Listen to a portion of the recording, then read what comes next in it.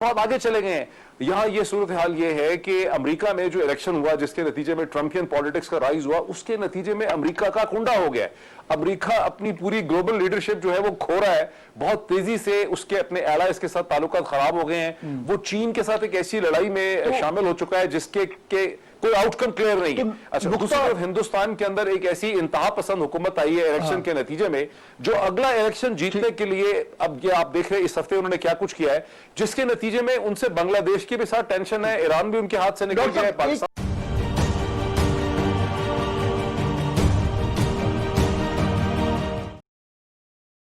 अगस्त 2018 को इमरान खान साहब ने हल्फ लिया था वजीर आजम का। अगस्त 2020 आ चुकी है, 2 साल पूरे होने को जा रहे हैं। ये 2 साल जो है ये बड़े इंटरेस्टिंग रहे, यानी कि इसमें पीटीआई की किश्ती जो है वो हचकोले खाती रही। लेकिन उसके बाद, यानी कि अगर मैं थोड़ा सा किस्सा मुख्तसर आपके सामने रखूं, मेरे ख्याल में जनवरी 2019 एक ऐसा वक्त था जब पाकिस्तान तहरीक इंसाफ की जो गवर्नमेंट थी वो अपने कमजोर तरीन लेवल पर थी, कमजोर तरीन। जनवरी 2020, माफ कीजिएगा, आपको याद है इन्फ्लेशन जो है वो 14% हिट की थी। जगह जगह हर दूसरे दिन एक नया यू टर्न आ रहा था।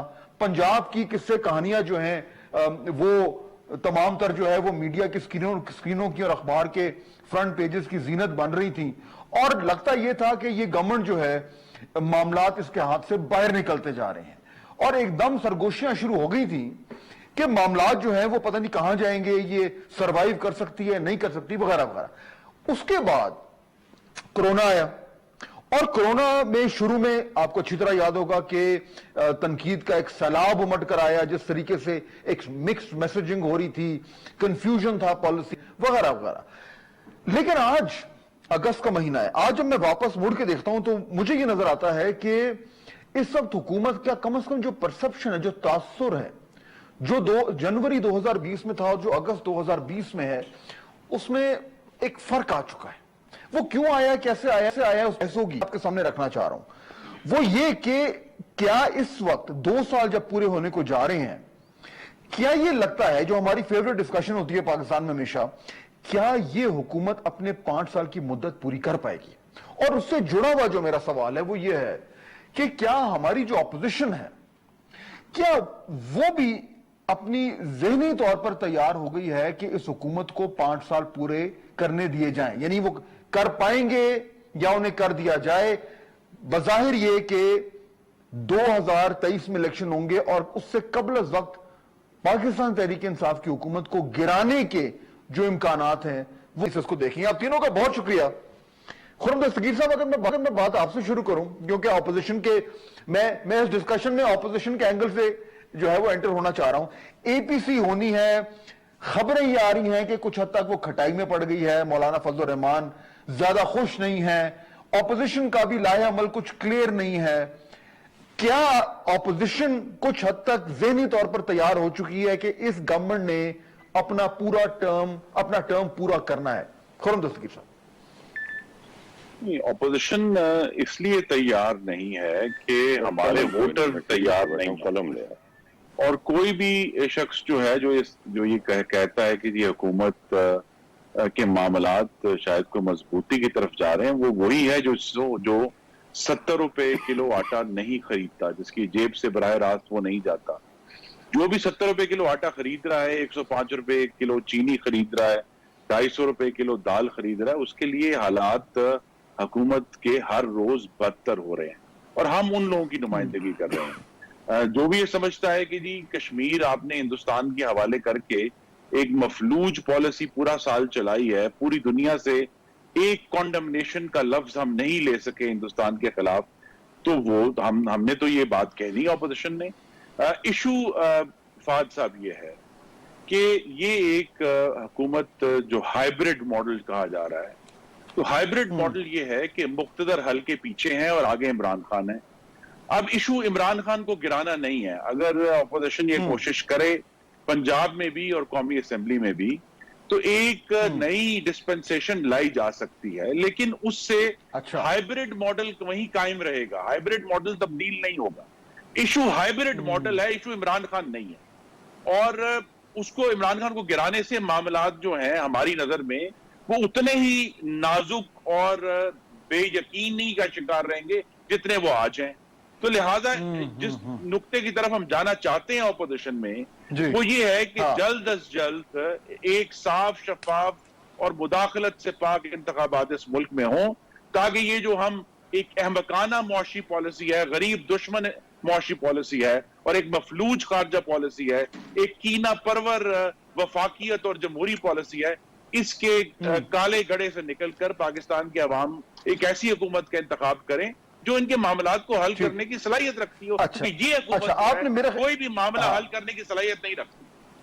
ठीक है, आई थिंक बड़ा एक डॉक्टर मोहित पीरजादा, मैं एक नुक्ता आपके लिए छोड़ रहा हूं, पहले मैं हुमायूं अख्तर साहब के पास जाऊंगा। ये जो की ऑपरेटिव पार्ट जो अभी खुर्रम दस्तगीर साहब ने बात की है ना, I think it's very important. He said के इमरान खान की गवर्नमेंट गिराना इशू नहीं है, इशू है कि हाइब्रिड जो मॉडल है वो कैसे, कब तक सस्टेन करना है। तो इशू पीटीआई गवर्नमेंट का नहीं है, बल्कि ये जो तर्ज हुकूमत है इसका, ये बड़ा क्रिटिकल पॉइंट है। डॉक्टर साहब, मैं आपकी तरफ आता हूं, I am leaving this with you. Humayun Akhtar साहब, आपकी रीडिंग क्या है? आपके ये जो इस टाइम हुकूमत है, इसको 5 साल पूरे करने में अब ज्यादा आसानी हुई है, और अगर हुई है तो किस बुनियाद पे हुई है? जी, मैं इस पे अभी आता हूं। पहले जो बहुत ही इंटरेस्टिंग गुफ्तगू आपने की, देखिए, माजरत के साथ पीएमएलएन अभी तक इशू सही समझी नहीं, और वो फिर अभी समझ रही है कि फ्री एंड फेयर इलेक्शंस होंगे और उसके बाद जो हुकूमत आएगी वो जादू की छड़ी हिला के सब मसाइल दूर कर देगी। ये मैं कम से कम 8-10 इलेक्शंस में सुन चुका हूं ये बात। और इशू ये, और पीएमएलएन फिर बात कर रही है दबे अल्फाज में कि हमें आप हाइब्रिड कहते हैं, हम सिर्फ ये हैं कि हमारी एक अच्छी वर्किंग रिलेशनशिप है पाकिस्तान की एस्टेब्लिशमेंट से, हम उनके साथ मिलके काम करते हैं अभी बहुत से कामों में, चाहे वो सीपैक हो, चाहे वो टेडी डेल हो, चाहे वो कोरोना हो, चाहे वो लॉ एंड ऑर्डर हो। लॉ एंड ऑर्डर में तो पीएमएलएन भी उनके साथ मिलके, हम एक मिलके काम करते हैं। वो पाकिस्तान की फौज है, वो हिंदुस्तान की फौज नहीं है, हमें सबसे पहले तो ये समझ लेना चाहिए। और अगर आप ये सबक, या तो आप तैयब अर्दोगान बने जो कि 12, 13, 15 साल मुल्क को कहां से कहां ले जाए, जो कि तरीका होता है पॉलिटिकल कुव्वतों को और पॉलिटिकल इंस्टीट्यूशंस को मजबूत करने का। पॉलिटिकल कुव्वतें और पॉलिटिकल इंस्टीट्यूशन सिर्फ कागजी कार्रवाई और आईनी तब्दीली से चेंज नहीं होते, अवाम को और मुल्क को डिलीवरी से उनकी ताकत बनती है।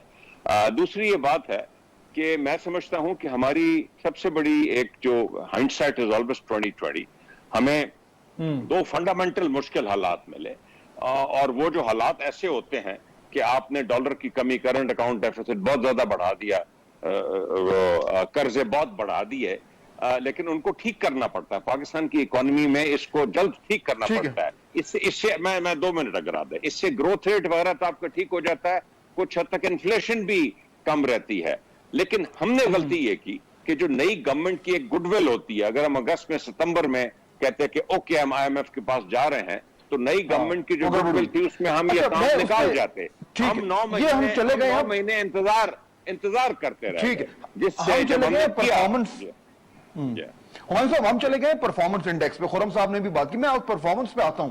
लेकिन स्ट्रक्चरल लेवल उसमें बेशक on the face of it आप कह रहे हैं कि 5% ग्रोथ रेट थी, हमने सड़कें बना दी हैं, क्या था, जिस तरह से आपने एक इंपोर्ट ड्रिवन इकोनॉमी बनाई है जिसमें कोई स्किल सेट्स नहीं है, जिसमें कोई बेसिक टैलेंट नहीं है, यूथ के पास डिग्रियां हैं, वो कोई काम नहीं कर सकते, कोई वैल्यू एडिशन नहीं कर सकते। अगर वो यूट्यूब का चैनल बनाएंगे तो कंपैरेटिवली इंडिया का यूट्यूब के चैनल के मुकाबले में उसमें वो इनकम जनरेट नहीं कर सकेंगे डॉलर्स के अंदर। जो पाकिस्तान की टेक्सटाइल इंडस्ट्री जो प्रोडक्ट्स बनाती है उसको दुनिया में कोई नहीं लेना चाहता, वो बार बार रुपए की वैल्यू गिरा के अपनी वही बनियाने, शर्ट, अंडरवियर बेचने की कोशिश कर रहे हैं, कुछ नहीं।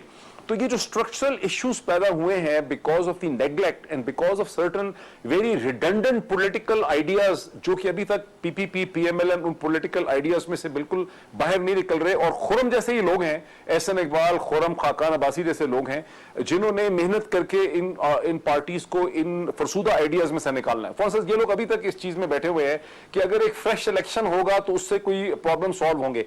यहां दुनिया में मामला तो इलेक्शन से बहुत आगे चले गए हैं। यहां ये सूरत हाल ये है कि अमेरिका में जो इलेक्शन हुआ जिसके नतीजे में ट्रम्पियन पॉलिटिक्स का राइज हुआ, उसके नतीजे में अमेरिका का कुंडा हो गया है। अमेरिका अपनी पूरी ग्लोबल लीडरशिप जो है वो खो रहा है बहुत तेजी से, उसके अपने एलाइज के साथ ताल्लुकात खराब हो गए हैं। वो चीन के साथ एक ऐसी लड़ाई में शामिल हो चुका है जिसके कोई आउटकम क्लियर नहीं है। अच्छा, दूसरी तरफ हिंदुस्तान के अंदर एक ऐसी इंतहा पसंद हुकूमत आई है इलेक्शन के नतीजे में, जो अगला इलेक्शन जीतने के लिए, अब ये आप देख रहे हैं इस हफ्ते उन्होंने क्या कुछ किया है, जिसके नतीजे में उनसे बांग्लादेश के भी साथ टेंशन है, ईरान भी उनके हाथ से निकल गया है, पाकिस्तान डील किया जाए, विच मीन्स डॉक्टर साहब के फिर मैं अपने ओरिजिनल थीम पे आता हूं जहां से मैंने शुरू किया था कि फिर तो ये 3-4 साल तो ये गवर्नमेंट पूरे करेगी, और इसीलिए शायद एपीसी जिसका हम जिक्र कर रहे थे वो अग्री नहीं कर पा रही कि वो इनको बाहर कैसे निकाले, इसलिए शायद क्योंकि वो इनको फौरन बाहर निकालना नहीं चाहते, कि उन्हें पता है कि अगर उसको निकाला भी सही तो वो भी इसी निजाम में आएंगे और उनको भी इसी मॉडल के अंदर काम करना पड़ेगा। ये कॉम्प्लिकेशन नजर आ रही है। देखिए ना यहाँ फर्क यह है कि मैं और आप चूंकि पॉलिटिशियन नहीं है, मैंने तो वोट लेने नहीं है, ना मेरी कोई सियासी जमात है, ना मुझे लोगों को खुश करना है, तो मैंने वो एनालिसिस ऑफर करना है जो मुझे अपने सोच समझ से समझ आता है। देखिए, पीपीपी और पीएमएलएन जो है वो बिल्कुल नहीं चाहते, आपने बिल्कुल सही कहा है, और मौलाना फजल रहमान के साथ उनका मेन झगड़ा ही यही है कि पाकिस्तान पीपल्स पार्टी और पीएमएलएन जो है वो मेन स्ट्रीम पार्टीज हैं, जो जब भी इलेक्शन होंगे या जब भी झटका लगेगा पॉलिटिक्स को, एक ट्रांजिशन होगी, वो इक्तदार में आ सकते हैं। पाकिस्तान पीपल्स पार्टी तो अभी भी पाकिस्तान के दूसरे बड़े सूबे और सबसे बड़ा जो मेट्रोपॉलिटन शहर है उसके इकोनॉमिक और पोलिटिकल रिसोर्सेज के ऊपर बैठी हुई है। वो तो चूंकि पाकिस्तान का पोलिटिकल डिस्कोर्स इस किस्म का है कि आप यहाँ पर सेंट्रल गवर्नमेंट ही को गवर्नमेंट समझते हैं, वरना दर हकीकत तो पाकिस्तान पीपल्स पार्टी इन गवर्नमेंट है, और जाहिर है कि उसके स्टेक्स हैं इस पूरे सिस्टम में, वो स्टेक्स उसके मसलसल 2008 से 12 साल से उसके स्टेक्स हैं। तो वो क्यों आके सड़कों पे मौलाना फजल रहमान के साथ आकर फेडरल गवर्नमेंट को, ये सिस्टम को गिराने की कोशिश करेगी, जिसमें उसकी अपनी अगर 5 उंगलियां नहीं है तो 3.5 उंगलियां जो हैं वो घी के अंदर है। अब रह गई पीएमएलएन, तो PMLN for all practical purposes in terms of popularity real opposition जो है, अददी एतबार से रियल ऑपोजिशन है, पंजाब में डीपली एंट्रेंच है। पीएमएलएन और पीपीपी को टुगेदर अच्छी तरह से पता है, वो कहें ना कहें वो ज़ाहिर नहीं मान सकते, क्योंकि हमारा टेलीविजन डिस्कोर्स इतना सुपरफिशियल है कि उसमें ये मानना मुमकिन नहीं है कि जो इकोनॉमिक और स्ट्रेटेजिक चैलेंजेस इस वक्त इस हाइब्रिड मॉडल के सामने है, उसका किसी किस्म का थ्योरेटिक सोल्यूशन भी पीपीपी पीएमएलएन के पास नहीं है। उनके पास कोई थिंक कैपेबिलिटी नहीं है, कोई ऐसी सलाहियत नहीं है, कोई ऐसा विजन नहीं है कि वो टेबल के ऊपर भी 4 आदमियों के सामने रख के बता सकें कि अगर हमें आज पावर आप दे देंगे 6 महीने के बाद भी, साल के बाद भी, या 3 महीने के बाद भी, तो हम क्या करेंगे इस जियो स्ट्रेटेजिक और इकोनॉमिक चैलेंज का मुकाबला करने के लिए, जिसमें IMF से डील करना है। एक हाइब्रिड मॉडल आया इसलिए कि ये परफॉर्म नहीं कर पा रहे थे। हाइब्रिड मॉडल आया इसलिए वो नहीं मान सकते। नहीं, ये बिल्कुल बेसिकली पॉलिटिशियन के कैसे एक्सेप्ट करे, वो ठीक है आप कहेंगे गलत है, आई अंडरस्टैंड खुरम कि आप कहेंगे गलत है। पीएमएलएन के पास कोई सोल्यूशन नहीं है, उन्होंने कि वो कोई ऐसी इकोनॉमिक डिलीवरी करें कि यहाँ पे ग्रोथ रेट जो है बढ़ जाए, पाकिस्तानी यूथ जो है वो कंपेटिटिव हो जाए, हमारा टैलेंट मॉडल जो है वो बढ़ जाए, या जिस मुसीबत में हम पड़े हुए हैं visa विज़ India, China, America, FATF, IMF, इन सब चीजों का कोई हल उनके पास नहीं है। तो अगर ये जो एक हाइब्रिड मॉडल है, अब इनको पावर में आने का तभी मौका मिलेगा जब ये हाइब्रिड मॉडल अगले 2.5-3 साल में इकोनॉमिकली और स्ट्रेटेजिकली डिलीवर नहीं कर पाएगा। फिर अल्लाह बेहतर जानता है क्या होगा। वो देखें, रियासत को कोई ना कोई तो चलाएगा, लेकिन अगर ये हाइब्रिड मॉडल डिलीवर कर जाता है और उसके बाद इलेक्शन होते हैं और उसमें पीएमएलएन अक्सरियत में आती है, तो वो भी एक हाइब्रिड मॉडल की बाकियात को लेकर चलेगी, बिकॉज एक मॉडल एस्टैब्लिश हो गया है, जिस तरह से अमेरिका में यूरोपियन पॉलिटिक्स एस्टैब्लिश हो गई है। और हिंदुस्तान में अगर 2023 के इलेक्शन में अबुल तो मोदी जीत जाएगा आरएसएस, लेकिन अगर वो हार भी जाते हैं तो आरएसएस और बीजेपी जी, लेकिन हमने अपनी स्ट्रगल तो करनी है ना, कि जो हमारी इंस्पिरेशन है, आईने पाकिस्तान जो कहता है, उस तक हमने पहुंचना तो है ना। क्योंकि हुकूमत में रहने का ये जरूर हमें तजर्बा हुआ है कि ये जो हाइब्रिड मॉडल है, ये एक खास हद तक अगर कोई माइनर कोऑपरेशन तो होगी, लेकिन ये हाइब्रिड मॉडल चूंकि पाकिस्तान की इकोनॉमी तक चला गया। ये बात आपको क्लियर होनी चाहिए कि ये सिर्फ फॉरेन पॉलिसी और सिक्योरिटी पॉलिसी के इश्यूज नहीं है, ये पाकिस्तान की इकोनॉमिक पॉलिसीज के इशू। ये हाइब्रिड मॉडल अब कौमी असेंबली में लेजिस्लेशन तक में ये दाखिल हो चुका है कि किस वक्त कौन सी लेजिस्लेशन होनी है। तो जब ये इतनी ज्यादा इसकी एंट्रेंचमेंट होगी तो फिर आपने देखा है कि जब इदारे अपना जो असल काम है वो नहीं करते तो उसको नेग्लेक्ट करते हैं। यही एक वजह है, और ये मैं आपके दूसरे जो बहुत डिस्टिंग्विश्ड पैनलिस्ट उनके सामने ये रखना चाहता हूं कि पाकिस्तान की जो मफलूज खारजा पॉलिसी रही है पिछले 1 साल में, जब से हिंदुस्तान ने कश्मीर पर कब्जा किया है, उसकी एक वजह ये हाइब्रिड मॉडल भी है कि जिन लोगों ने इस सारे इशू को संजीदगी से देखना था, इसके तमाम प्रोज एंड कॉन्स को देखना था कि पाकिस्तान के पास क्या क्या ऑप्शंस हैं, वो तो पाकिस्तान को गवर्न करने में लगे हुए थे। और यहां जो है हमने सिर्फ देखा कि सिवाय एक तकरीर के जो यूएन जनरल असेंबली में हुई, पाकिस्तान के वजीर खारजा मुल्तान बैठे रहे हैं।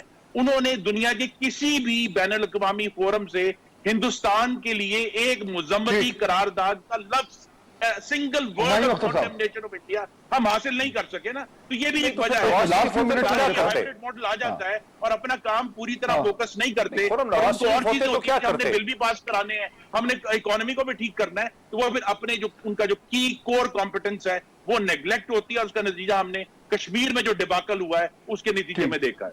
डॉक्टर मोदी कुछ कहना चाहते होते तो क्या करते? फिर से बोलिएगा। नवाज शरीफ होते, हाँ बहुत अच्छा सवाल है। क्या करते? नवाज शरीफ होते तो वो करते जिसके जरिए उन्होंने शंघाई कोऑपरेशन ऑर्गेनाइजेशन में पाकिस्तान को 73 साल के बाद मेंबरशिप लेके दी। नवाज शरीफ होते तो वो चाइना के साथ अपनी जो रिलेशनशिप डेवलप हुई थी उसको मजीद लेवरेज करते। नवाज शरीफ होते तो पूरी दुनिया में जाकर कश्मीर का केस जो है वो लड़ते, उनके किसी ना किसी फोरम से जाके पाकिस्तान के हक में करारदाद हासिल करते। मैं सिर्फ एक मिसाल देना चाहता हूं कि मियां नवाज शरीफ के दौर में ओआईसी की इस्तांबुल समिट हुई, उसके अंदर कश्मीर के हक में 8 पैराग्राफ हैं। इमरान खान के दौर में मक्का डिक्लेरेशन हुआ, ओआईसी का 1 पैराग्राफ है कश्मीर के ऊपर। कल को तो उनको भी इसी हाइब्रिड मॉडल के अंदर आना पड़ेगा, क्योंकि अब गवर्नेंस ऐसे ही होनी है। ये आपका नुक्ता है। सही फहद, बिल्कुल सही आपने इंटरप्रेट किया। खुर्रम को सुनने से पहले जो मैंने पॉइंट लिखा था वो यही था कि खुर्रम तो ये कह रहे हैं ना कि असेंबली के अंदर अगर चेंज होगी तो ये तो हाइब्रिड मॉडल कंटिन्यू करेगा और हमें देयरफॉर ये हाइब्रिड मॉडल नहीं चाहिए। मैं ये कह रहा हूं कि ये हाइब्रिड मॉडल इसलिए नहीं है कि एस्टैब्लिशमेंट ने 1950s वाली को यहां पे ग्रैब की हुई है या ये वो 9 PNA की। ये हाइब्रिड मॉडल रिस्पॉन्स है पाकिस्तानी स्टेट का और पाकिस्तानी सिस्टम का to the challenges of a totally weak state जो अपने आप को इकोनॉमिकली स्ट्रेटेजिकली सस्टेन नहीं कर पा रही। जो इस वक्त ये कोशिश कर रही है कि हम चीन की मदद से किसी स्पेस में लैटिट्यूड लॉन्गिट्यूड में खड़े हो जाए। जब तक पीपीपी PMLN इस चीज को एड्रेस नहीं करेंगे पाकिस्तानी स्टेट सर्वाइव नहीं कर सके।